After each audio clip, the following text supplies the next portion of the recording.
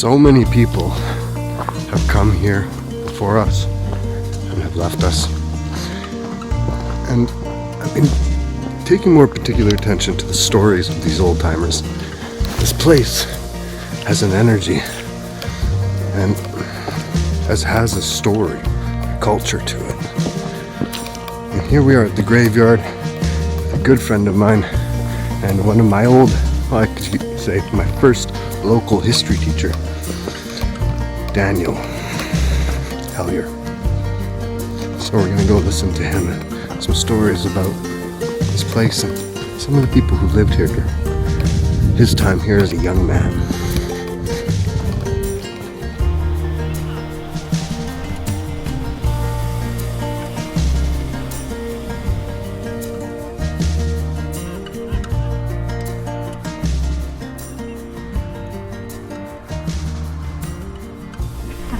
We want to keep moving, but I have a kind of involved story to tell about what went on in one day in 1970.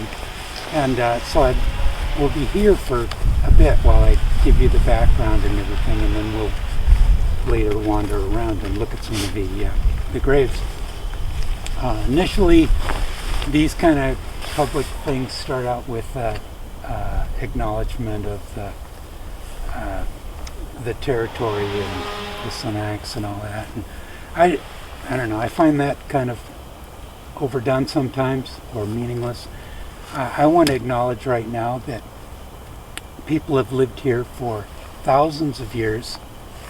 People just like us, babies were born here, little kids played here, young people fell in love and had their hearts broken, and people struggled and succeeded and failed and died here, and people remembered their stories and passed them on.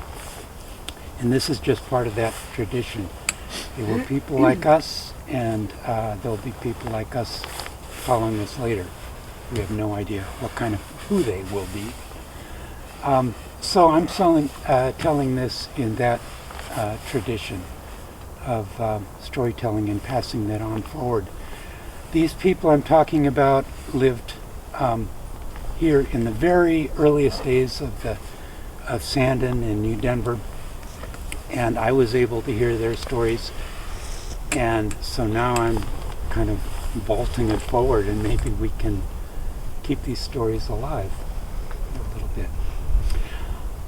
I'm going to, since they're no longer here, I'm the only one left to tell this tale. And so I'm going to give you a little idea of my background and how I came to be here and involved in this.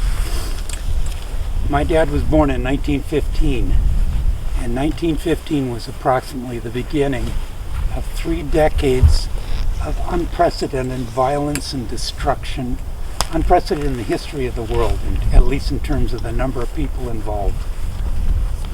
World War, it started the year before, in 1914. And it killed millions of people. It destroyed villages and towns and farms and blew cities apart. And before that was over, a revolution started in the biggest country in the world, Russia. And that had executions and people imprisoned and sent into exile, and ended up in a manufactured famine that also killed millions of people. And while all that was going, a pandemic started that killed millions of people all over the world. There was a brief period of economic hyperactivity, and then a Great Depression started that dislocated people. They lost their jobs, they lost their homes, they were sent on the road to find a new place. Who knows how many people were destroyed in that depression, which led to another war, an even bigger war that killed even more people. And during that war there was a Holocaust with a deliberate destruction of 6 million Jews, as well as gypsies and homosexuals and any other people that they didn't want around. And before that ended, they dropped 2 atomic bombs on Japan And that mushroom cloud hung over my life and still hangs over our lives today. I grew up with this sense of dread that I wasn't even aware of. The toys we played with were G.I. Joes and cowboys with guns that shot Indians and things like that. There was this underlying thing of accepted violence, that it was just part of things, that had come from this 3 decades of violence that came before. So by the time I came of age in the mid-60s and was looking ahead to my future, by then the world was popping, bubbling, boiling in violence just about everywhere. There was a war in Vietnam going on that had spread into Cambodia and Laos, and I had a draft card, which was my ticket to Vietnam. It could have been a one-way ticket for all I knew. At the same time, in China, there was a cultural revolution going on, which had followed the Great Leap Forward, which had created famine, that had destroyed millions of people there. They starved to death. And in Europe, there was turmoil. There was a general strike in France that the government had to leave and move to Germany. They were afraid the country was going to descend into revolution. There were, in Germany and in Quebec, there were terrorist organizations that kidnapped people and murdered them. And in Africa, in South America, and Central America, there were insurrections and revolts popping up everywhere and brutally repressed. This was going on everywhere. This was the background noise of my life as I looked into the future. It looked like an open minefield to be negotiated. And the only option to avoid that, I could either try to find my way through, or if you were white and middle class like me, you had the option of a conforming, choosing a banal, inconsequential, irrelevant existence to support the violence. Stand in the background and do that. I was looking to my future and I thought there's got to be a place where I can go that's not in the center of the target. It's not even on the target. It's not even, nobody's even interested in it or knows where it is. A place where I can go to make a life based on capital R reality, dealing with real things like the landscape, like the climate, like real human beings and neighbors even. So that's how I ended up in Sandon, 1969. Lived there for that year and I got a real good dose of capital R reality. I was married, I had a little kid that summer, a baby, and that gave me my first big dose of reality. I went through a Sandon winter there, survived, kept my family warm, fed, but by spring I was running out of money. I needed a job, and I was not about to go underground and work in the mines. I'd seen what that did to people, and I was not about to go and set chokers in a clear cut, because I was a tree hugger back then. So I didn't know what I was gonna do. And one day there was a knock on the door. Chapter 2. You know the story of Sandon, how it grew overnight, 1891 I believe, 1890. Prospectors found silver, and within a year or two there were railroads built in there, 2 railroads, all the way into a place that nobody had ever explored before. There were banks and hotels and rooming houses and brewery, and the mines were open and they were shipping ores and there were mills. Everything happened explosively, and the word exploded out of here, and it traveled all over the world that this was happening. Silver. The price of silver had been rising all throughout the 19th century, and by 1891 was at the peak. This was the place to be. And the word got to Scotland, and Con Stewart said, that's the place for me, and he came over here and settled in Sandon and got a job in the mines. And he did quite well. And he got married, and he built a house, and he started a family. And in 1907, George Stewart was born. George, his son George. Although for some reason they didn't call him George, they called him George. And it took me a while to learn how to pronounce it right. George Stewart. George grew up in Sandon. He was like the other boys there. He fished in the creek. He picked huckleberries. He threw rocks at the trains that went by, as boys are wont to do. And he went to the Sandon Elementary School. And when he graduated from that, he went to the Sandon Secondary School, got his high school knowledge there. Unless you think that he was totally isolated out there, he knew something about the big world too, because his parents every May would take him all the way to New Denver to see the parade and the ball games. And a couple times they went to Castle. So he knew about the outside world too. And when he was 17, he got a job in the mines with his dad. And he went in there and working underground. Now the young miners, like the inexperienced men, started out as muckers. They went in, and after the dynamite blast in the face of the rock, they would go in and then shovel the broken rock into the ore cars, load them up, and then push them out to the portal, dump them, and push them back for 10 hours. Hard work. Didn't break George, and he did it well.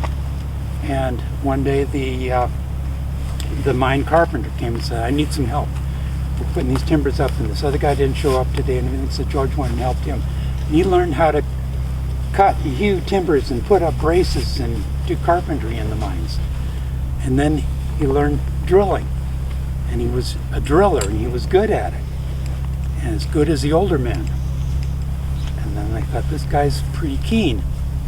Let's teach him how to run dynamite, how to work dynamite.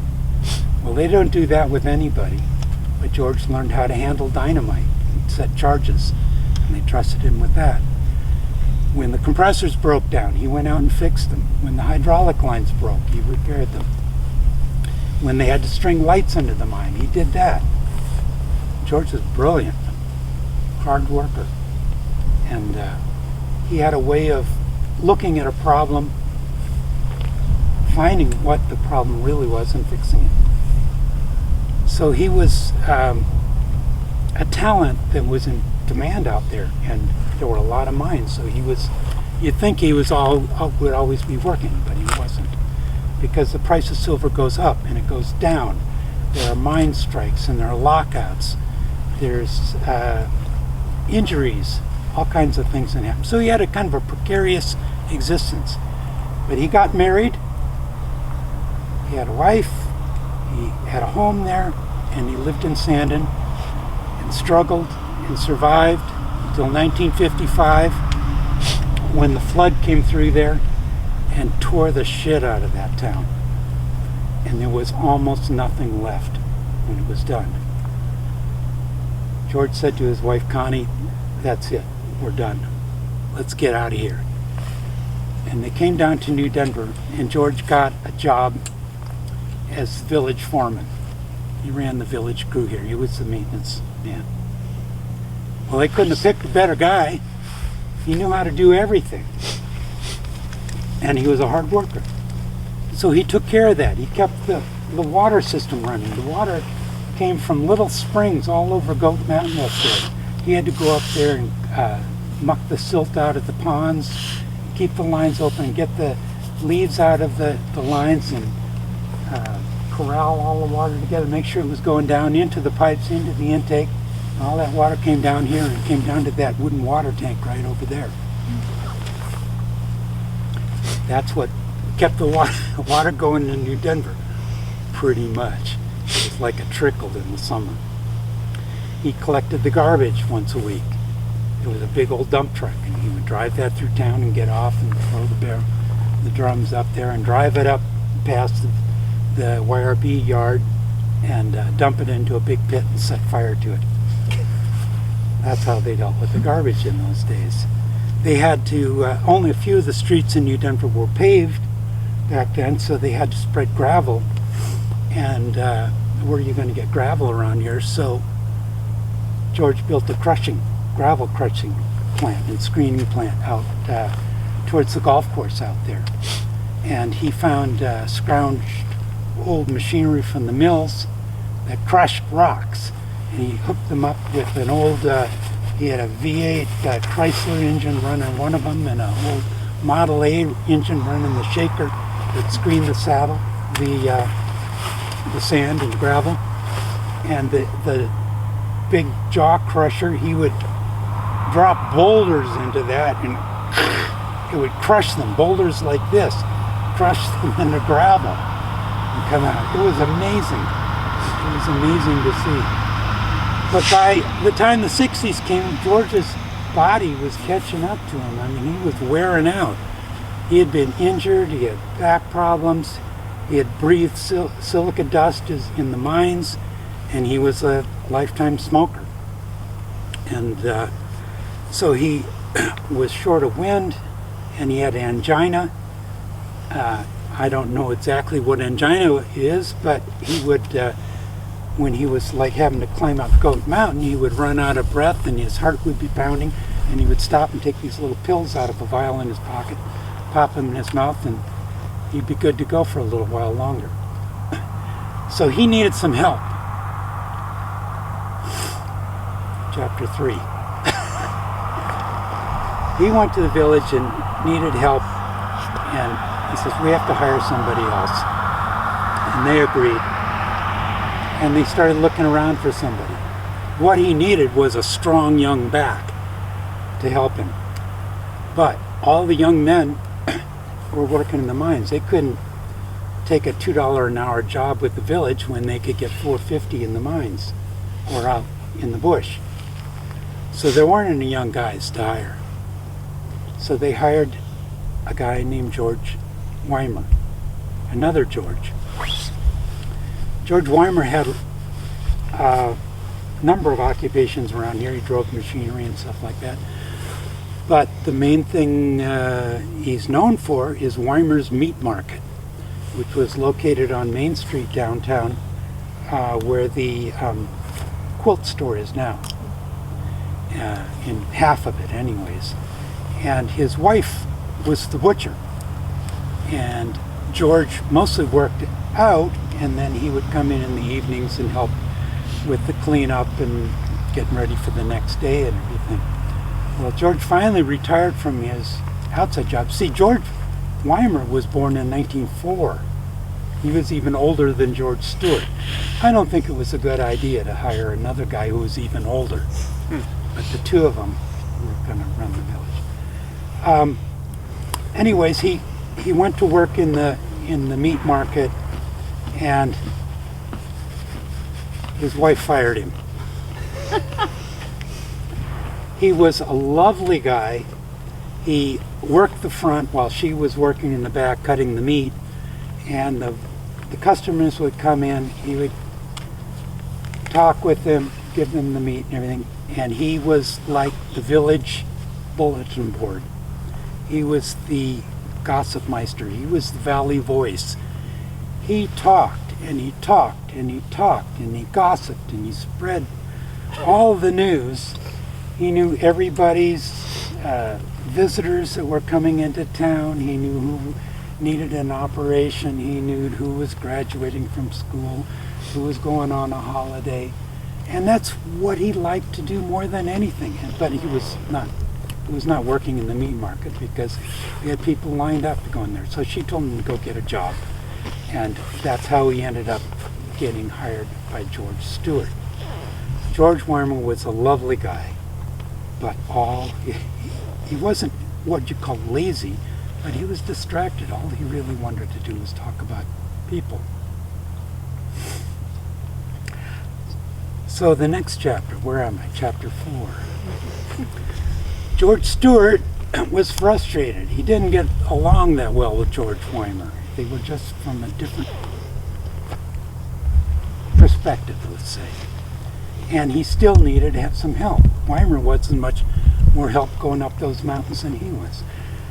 So he was talking about this problem to Walt Thring one day. Walt Thring of Thring's Shop Easy Market downtown.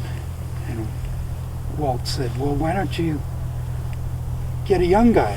And George told him what the problem was. And he says, well, have you talked to Hellyer out in Sandon? And George said, you mean that hippie? Yeah, because George had heard a CBC program about hippies, you know, and he knew about the LSD and the crazy clothes, and that they didn't take baths and they didn't go to work, and the sex and the drugs and rock and roll and all that stuff. So he says, that hippie? And Walt says, well, he says, he's playing on our ball team. See, Walt was a coach, the manager of the New Denver ball team. And we played all over the Kootenays and down into Washington State and everything. We were a good ball team. And Walt said he gets along fine with the team. He shows up on time. He's a good, strong young man and good worker, and he can hit a little bit. He says, why don't you give him a chance? So George Stewart came out to have a talk with me. And that's how I got a job on the village group. Well, we did all the things I was telling you. Marched up the mountain, and dealt with the water intakes, and did a lot of that. Crushed gravel, picked up the garbage. George Stewart would drive the truck. Weimer would go on the one side and pick up the little bags, and I would get the big ones on the other side and load it into the truck, and we'd drive up to the dump and burn it. We were a team of sorts. And Stewart initially was deferential towards me. George Stewart was, because he knew that I had seen the ocean. I'd been to San Francisco and New York City and Chicago. And he hadn't been past Slocan. I had an education. I'd been to university. He thought that was a big deal. Until he realized that I was a naive kid and I didn't know anything. And he was having to teach me. So then he kind of tested me to put me in my place, and he started calling me Flower Child. That was his name for me, was Flower Child, because he heard that's what they called people in San Francisco. And he made it kind of in a deprecating way, but I took it pretty well. If it got too much, then I would come back at him with a word he didn't understand. I once told him that when we were faced with a plumbing problem, the water wasn't running in some house, and we had to figure out what was going on, and he just looked at the situation, figured out what was wrong, and told us where to dig, and we found the thing. And I said, George, you were really perspicacious. And he wasn't sure whether that was an insult or not. But, so that was my little passive-aggressive way of getting back at him. And we came to find a balance there and a kind of a mutual respect, because I was a decent worker and I was able to do the grunt work. One day I came up, I was living in Sandon, driving into town, and I came down to the village yard where the dump truck was to find out what we were doing for the day. And George Stewart was checking the oil on the thing, and George Weimer was probably doing nothing except George talking to George Stewart. And I said, so what's on the docket for today? Because I knew they didn't know what a docket was. Just for fun. And when Weimer George Stewart just kind of looked grumpy. He went back to what he was doing, and Weimer turned to me and he says, oh, you didn't hear. Mrs. Alwin died.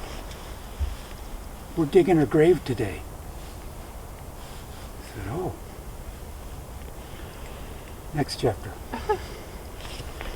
Margaret Alwin lived across the street from George Stewart.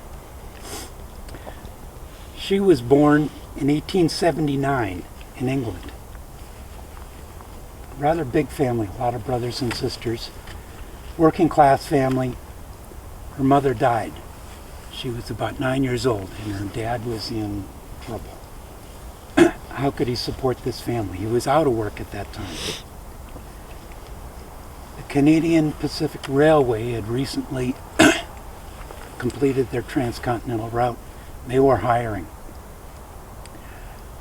There's a story here, I don't know what it was, but somehow he managed to get all his family together, all his kids, get them tickets to Canada, and he brought them all over to Winnipeg, and he went to work for the CPR to take care of his kids. They found a place to live and everything, but since he was working in the CPR, he couldn't take care of his kids. And he didn't have any family over here and things. The older kids weren't managing or whatever, so he did what many people did in those days, and Art Joyce, I think, talks about it in his book about home kids. They farmed them out. They sent them out to work on different farms in Manitoba there. And sometimes the worst of it was kids became slaves and worked on those farms, and they were abused or neglected. Better cases, they might have been included as part of the family. But Margaret lived with this family there. I think she lost touch with her father. And later on, when Sandon was booming, it's just starting up, her family, the farm family, moved to Slocan, out here. Would have been 1890 something, 93. Just after it started. She was a teenage girl. She met a guy there, a guy named Alwin, C.W. Alwin, 21 years older than she was. Now, either I can speculate she fell in love, or she said, I'm taking any ticket I can out of here. But she married C.W. Alwin, and they moved to New Denver, and they built a house in 1897 just across from the police station down there. They had a dream of providing the town with food, with fruits and vegetables. They planted trees all over there. You can still see fruit trees down there. Apples, cherries, pears. They expanded into the orchard. That's why they call it the orchard. They planted fruit trees across the creek over there. I don't know how well they did with that. Harris's had the same idea up at Harris Ranch with minimum success. They also tried hoteling. They called it hotels. I think they were merely boarding houses for the miners. They had them in New Denver, and they built one out at Enterprise Creek when they were mining out that way. Tried to get that going, and they raised a bunch of kids. And then, in 1970, she died. I never met her personally, but I heard the stories. I heard the stories from Weimer, of course, and from a bit from George Stewart, and then from her granddaughter, Diana, who's here, comes out here every summer, and she's told me a lot about her mom. So I think at this point we can go take a walk, and let's go visit Mrs. Alwin's grave. What about, is George and the two Georges, are they in this cemetery? Or is that part of part 5, 6, 7? It's part of it, yeah. Let's go visit George Weimer first. He's over here.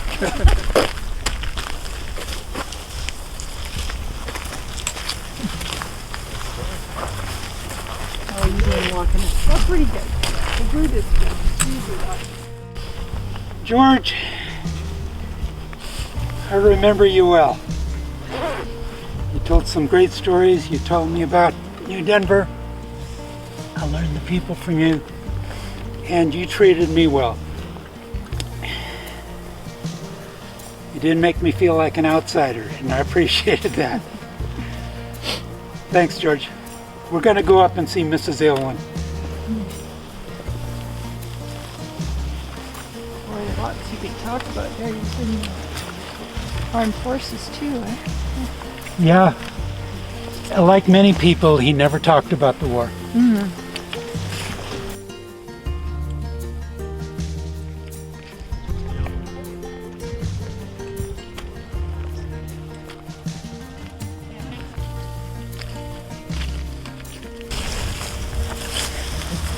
(1879 to 1970) here.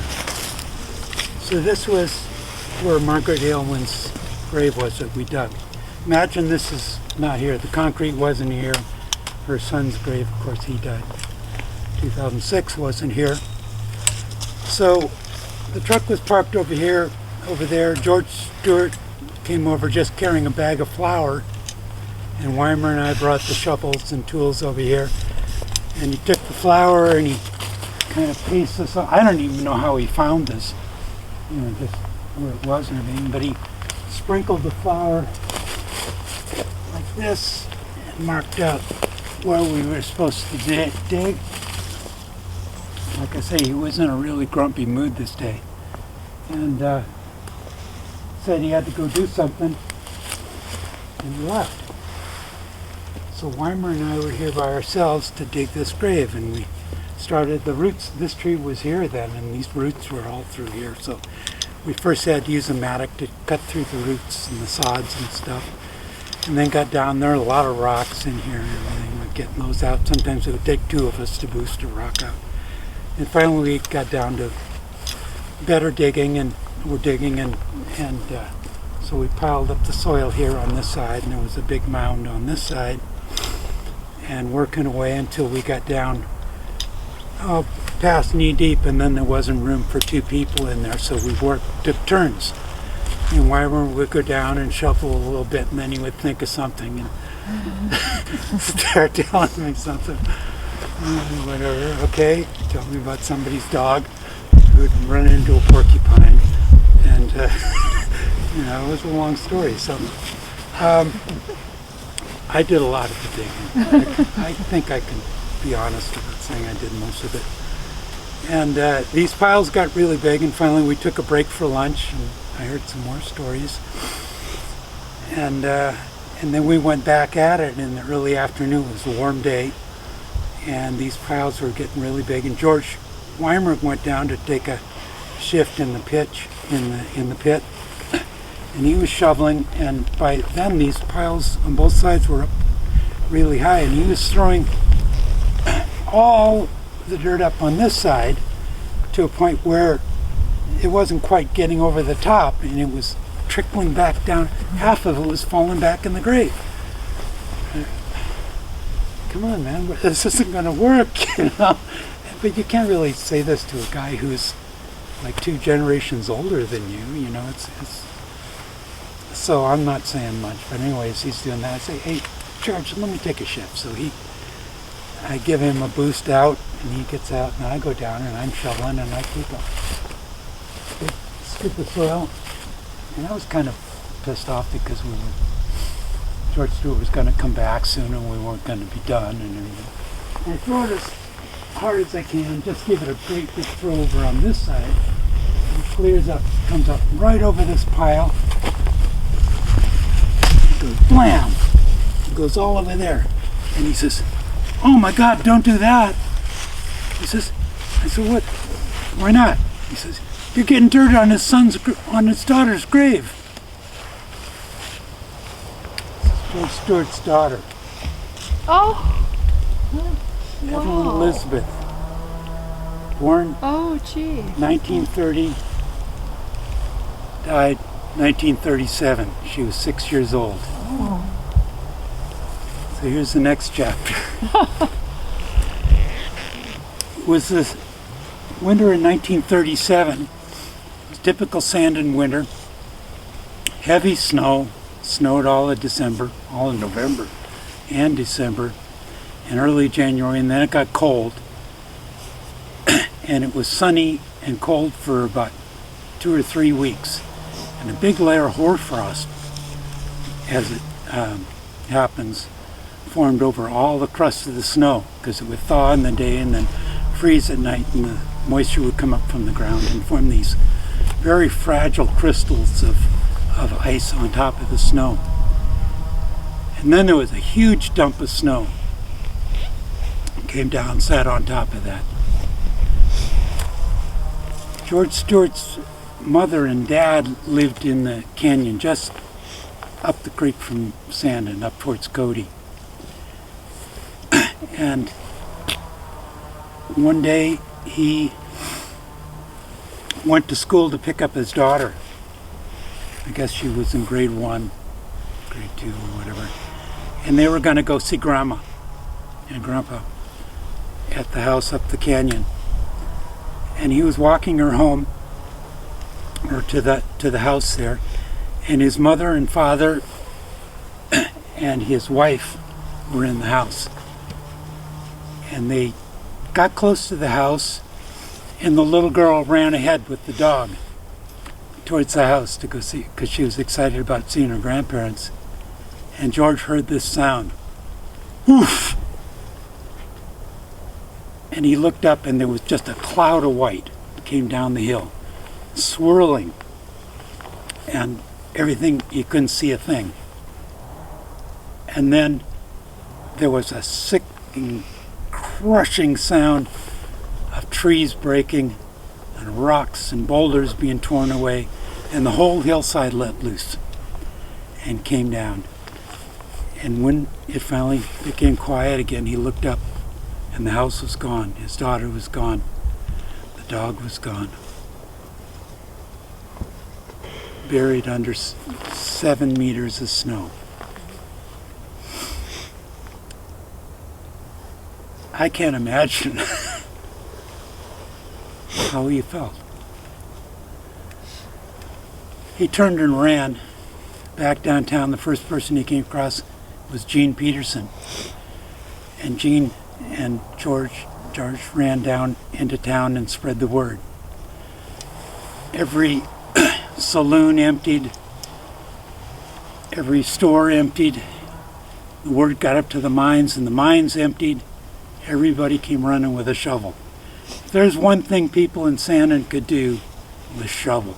Everybody had one. And they all came running. They immediately organized themselves, got to the front. The strongest men went in the front and just became furiously shoveling the head. They'd seen avalanches before. They knew what happened. They knew somebody trapped under their head a matter of minutes to survive. Several men scattered out over the top of the thing to see if they could see maybe a scarf sticking out or something, but they saw nothing. So the main force of the men started tunneling towards the fence where they had last seen the little girl. And they made it, it was almost solid ice at that point. And so they were using picks and shovels to break the ice and axes to cut the trees that had come down with it and everything. And when the men in the front would tire, they would move to the back, and fresh diggers would come up to the front, and they started working their way in. The weird thing it was, I heard, was that little picket fence was still standing, and the snow was packed on both sides of it.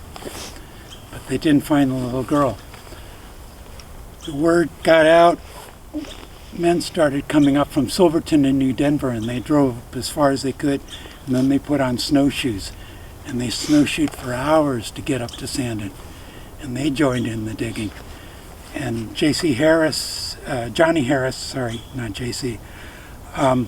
from Sandon Power and Light, strung wires up there, and they put lights up, and they worked into the night digging. And in the morning, they were at it, and they had come over the top of the house, and they started digging down, and they got down to the roof, and they dug through the roof, or cut through the roof, and then through the ceiling, and then down into the living room, and they found the little girl and the dog under a chair in the living room. His mother and father and his wife had escaped out the back of the house as soon as they hit. They never heard the little girl come in. They brought her up, and it was a huge funeral. Everybody came. They knew George. He was well respected. And his wife, Connie. A lot of tears were shed, and she was buried right there. So I had just thrown dirt on his daughter's grave, and I was really upset. And George Weimer and I were trying to clean the dirt off, and I hear the truck coming up the hill. George is coming back. So Weimer says, "Get back in the grave," and he says, "I'll deal with this." So he cleaned that off while I jumped down there, and I went back to shoveling onto the other side. And the truck comes up, and George Stewart parked the truck and came over, smoking a cigarette. And he came over here, and he looked down at me down there digging away, looking, kind of shaking his head. He said, "Well, looks like they didn't teach you much about grave digging in that university of yours. Just get out of that ditch, flower child." And he reached down and grabbed my arm and just yanked me out like a doll. And then he came and sat down on the edge. He kind of lowered himself and dropped into the bottom. And he picked up the shovel. Now, George is an old miner. He was a good digger. So first thing he did is looked at the walls and kind of shifted his head, and then he started straightening out the walls so they were straight, because we hadn't done it quite straight. Got that all figured out. And then he stopped and looked down at what he had done. And he just had his head down like this. And he took a deep breath. With his shovel, and he went, and he threw the dirt out. And when I throw dirt off a shovel, it comes off kind of as a spray. But George brought his up, and he just kind of gave it a flick. And it came off the end of the shovel in one piece, just like the shape of the shovel. He's an experienced shoveler. And it came up out here and went crash right into the center of his daughter's grave. And there was a little jelly jar right up here with plastic flowers in it, and sent that flying. My mouth dropped open. I looked over at Weimer. He was over there. His mouth was open. Eyes were big. And by then he had another shovelful. Flipped it up, came over, crashed right next to that one. And then another shovelful. Crash. He knew exactly where these shovels were landing. I couldn't believe it. And then I realized what was going on. He was intentionally burying his daughter's grave. And he started to wheeze.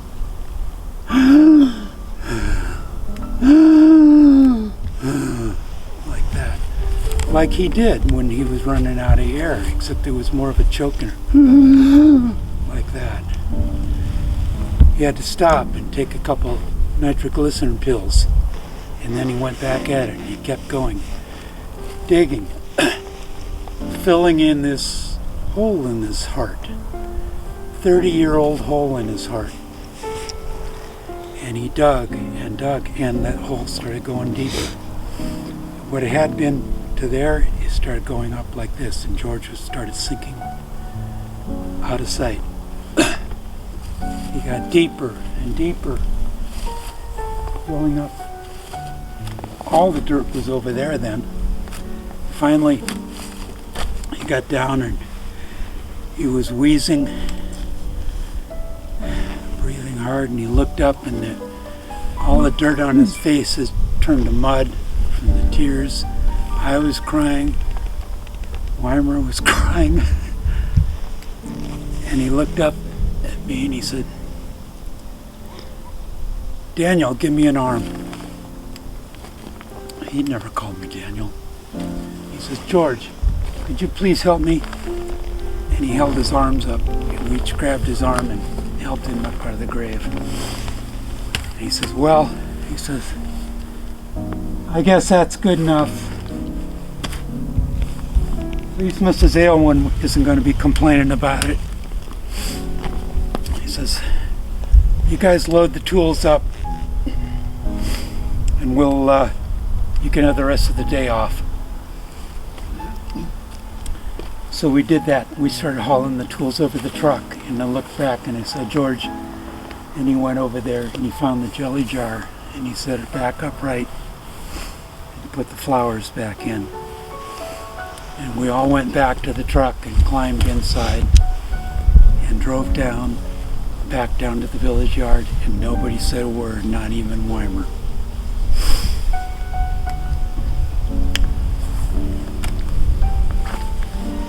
So here's the little girl that didn't live very long at all. Here's the grave of his parents.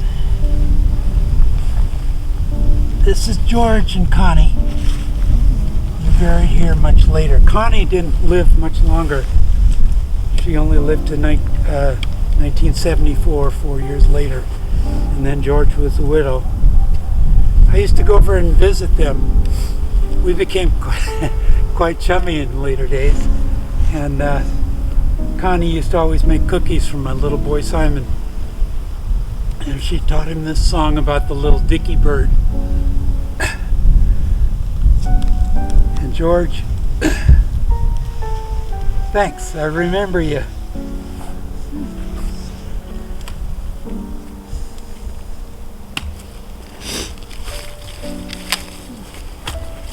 So that's my story. Wow. One day in 1970. Thank you. Yeah.